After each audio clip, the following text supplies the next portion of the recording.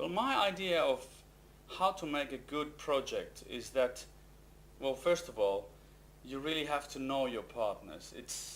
You can't do that solely by sending emails or faxes. You have to really know your partners and trust them. And we had a very fortunate situation that all of the people and schools in our project were already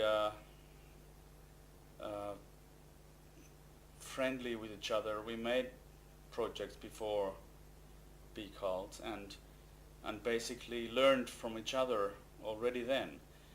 So you know your strength, and then you know also the strength of the other people.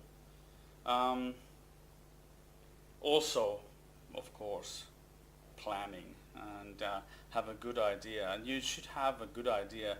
I mean, not only a good idea in the sense that the project, the end product will be good, that's for sure.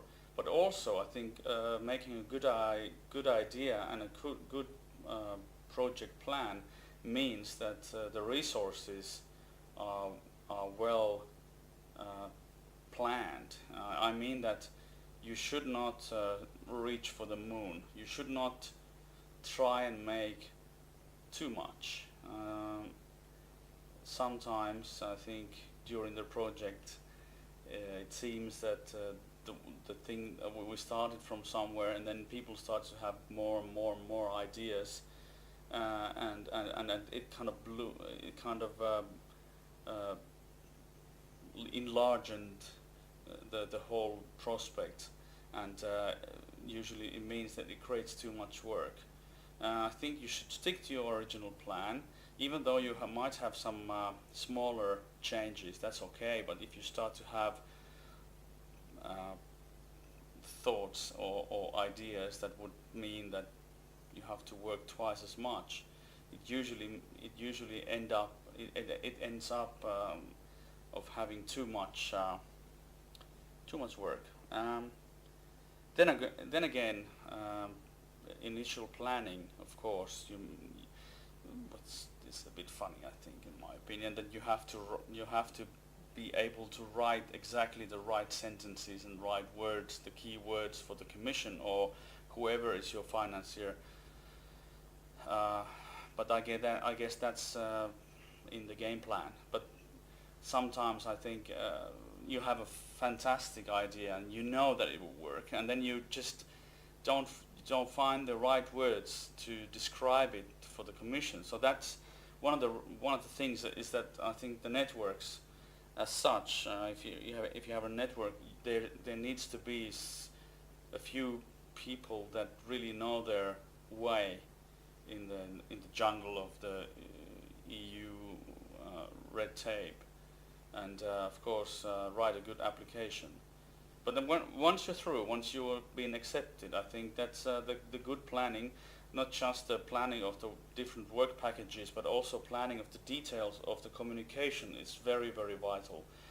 You need to have a very solid base for communication. You need to have a good project manager that knows how to handle different situations in the communication area also.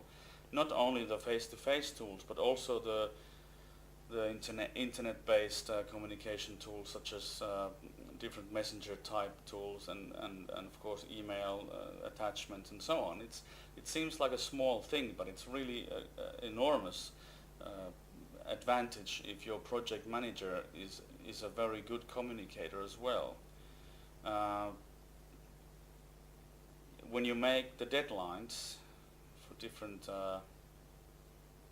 work packages, they need to be quite strict.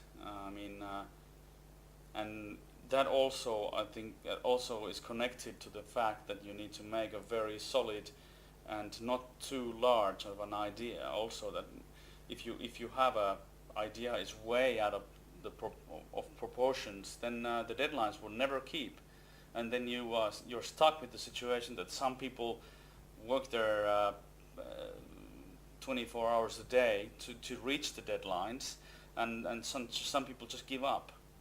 And I think it's not fair. I think you should have reasonable deadlines, reasonable tasks, and recognizing the different skills of your partners, and also distribute the work. I mean,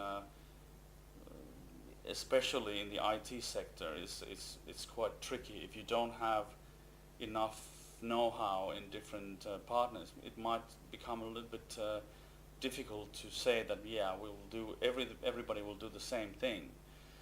You should concentrate on the strength of the individual partners. I think that's very important.